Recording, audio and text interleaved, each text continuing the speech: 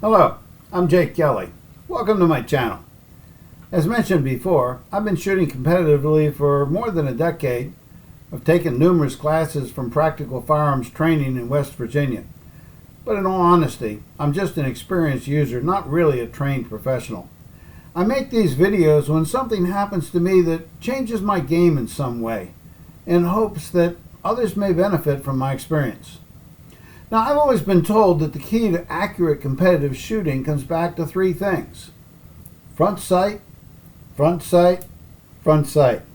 Yeah, I know, it sounds like a punchline to a bad joke, but most experienced shooters swear by this principle. I've actually heard that some optically challenged folks have their prescription glasses made so that the front sight is sharply in focus, even if that causes the target to become a little blurry. However, red dot optics for pistols changes all of this around. Now, I get into all of this in my video, Red Dot Optics for Beginners, but basically the concept is you never ever look at the front sight, the red dot. You look only at the target. When the red dot sweeps across it, kind of like a laser dot, if you will, being projected from elsewhere, but when it sweeps across in the scoring zone on the target, you press the shot. Now, it took me 3 separate attempts over 2 years with multiple combinations of guns and optics to break my old habits and to become comfortable with this approach. However, once I managed it, my scores really improved.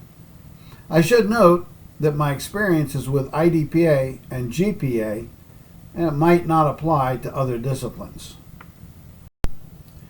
Recently, my optic failed. Back to iron sights while waiting for repairs or replacement. Immediately, back down the leaderboard. Oh well. But then I had a revelation.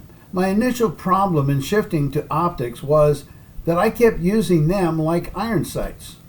And I wondered if maybe I could do the reverse and use my iron sights like optic sights. Keep that optic advantage going somehow. So let me just back up a little bit and kind of explain where I'm headed with this. First of all, I'm going to show you a couple of guns I want to use in the demonstration. My Glock 26, no magazine, nothing in the chamber, gun is safe. My Canik Elite Subcompact, no magazine, nothing in the chamber, gun is safe. Now, for normal, accurate iron sight usage, what you've always been taught to do, or at least what I was always taught to do, bring the gun up towards the target. But what you're doing is you're focusing first on aligning the front sight with the rear sight alignment. Next, you look out towards the target, find it, and place the aligned sights over it, acquiring what's called sight picture. Finally, you bring your focus back onto the front sight, as that's the indicator of where the impact's going to occur. You hold these aligned sights in place on the target, even if the target gets a little blurry, and then press the shot. Now, in close order action or close order drill and standard IDPA size targets, that's just not necessary. You don't need to use any sights. At 3 to 7 yards, just lift the gun into position. Look down the barrel at the target, looking only at the target, not looking at the gun. Use your peripheral vision just to make sure that the gun is basically centered where you want the bullet to hit, and fire. It is so much faster. However, at 7 to 15 yards, sights do become more important, especially if you have to take headshots or part of the target is obscured by hard cover or non-threat. But I contend you do not need to perform the traditional sight alignment followed by sight picture acquisition and then front sight focus before you press the shot. Okay, here's a normal IDPA target painted to show the scoring zones. Look how big the normal down 0 and +1 penalty second zone really is. It's a foot across by a foot and a half down. And as before, what you do is you lift the gun into position and look down the barrel at the target. Then you use peripheral vision, wait for the front dot to appear in the scoring zone. Ideally, you want it center mass here on the center of the circle. But if it's anywhere in this general area, you press the shot and keep going. Alignment's going to be close.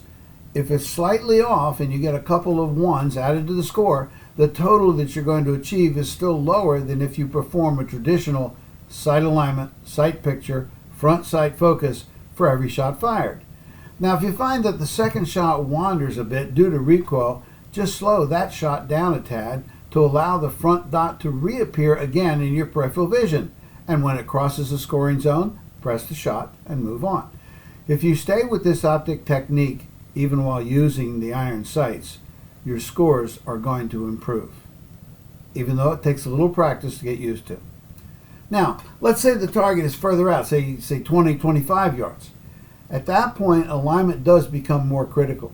You can no longer depend that if the front dot is there, the gun will generally be aligned. At those distances, the front sight must actually be aligned with the rear sight. However, just as you traditionally train yourself to focus on the front sight and allow the target to be slightly fuzzy, you can do the reverse. Practice focusing on the target and seeing the front and rear sights with your peripheral vision. Don't try to bring them into focus. Just be more aware of them and their relationship to each other. Now, my Glock has a red fiber optic front with green fiber optic rears. They're very easy to line up without focusing on them. They light up, and so my eye doesn't have any problem at all saying, yeah, they're in alignment, even though I'm not looking at them. On the other hand, my Canik came with a white dot front, before I added the shield optic, of course, a white front dot, and then blacked out rear.